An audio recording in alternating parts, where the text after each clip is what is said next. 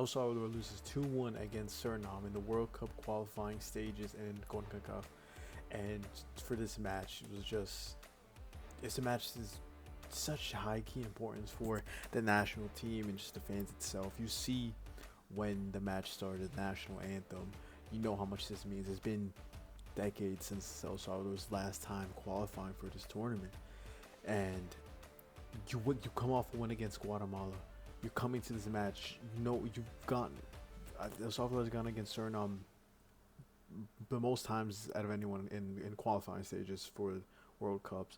It was 10. El Salvador winning, I believe, eight of them or 7 of them, I believe, and you know coming to this match just how important it was, and it's just a huge key thing that a lot of players are just missing from this national team. I get the whole thing with this team is, you want to play your players that want to play here. You want to play the players that, or I guess you want to say homegrown players, more players that are mature, more players that are more experienced than these players that everyone's talking about is playing in MLS or playing in Europe or playing in South America. But coming to the qualifying stage, you need to try to and convince and do everything you can to bring in these players. Bring in a Alex Roland, bring in a Zavaleta, bring in just players that you can at least get into the rhythm. Their U17 team looks really solid, and there's talent in this national team. It's just how you do it. Coming to this match, they score off right off the bat in the 12th minute, and so for me, this match, I don't want to say it's the pitcher's fault. Man, people are gonna say it's just their passes look too slow. Their counter attacks are too slow. What the second they have a counter attack, they're just not able to make something out of it. And I feel like the only player that really gives it all is Brian Gill and Nathan Ordaz. Of course, you're gonna say that, or I'm gonna say that, is because that's their 2 top players, but it is true. It's people always see people complaining, saying how's Darwin Sarin playing, and if we go back to the last match that they played, still 1-1 Panama and Guatemala. The last match that they played, not this one.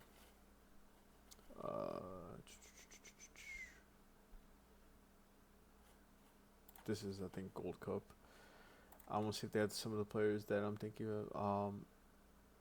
And Enriquez, for me, he was such a player that he was playing in in the past qualifying stages. I feel like he was such a key part player. Same with Cortegana. Those two were and Democas. There's just so many players. Why drop? What is the reason for dropping these players? And that's what really confused me. Even Enrico Hernandez, when he was playing in the qualifying, I'm not saying they're nowhere near good, but at least it's something. And you coming to these matches against Suriname, it's just they look sluggish. They don't look good. And of course, it's gonna be harder to team with Suriname. Suriname is one of those countries that you've been hearing lately of these talents coming from the Netherlands, and they've gone to academies of PSV, of the Ajax, of the Feyenoord Academy, still playing in Europe. I think Longwick is playing in Sociedad, I want to believe, or one of these. I forgot which one. Becker, he was playing in Sociedad, and he plays for Osasuna. And you can obviously tell by these guys' last name is that they're not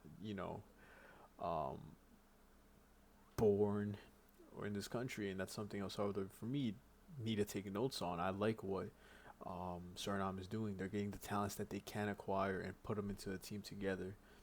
And El Salvador is a team that 100% can do that. There's 100% talent in the U.S. and they have to use it. But this match, man.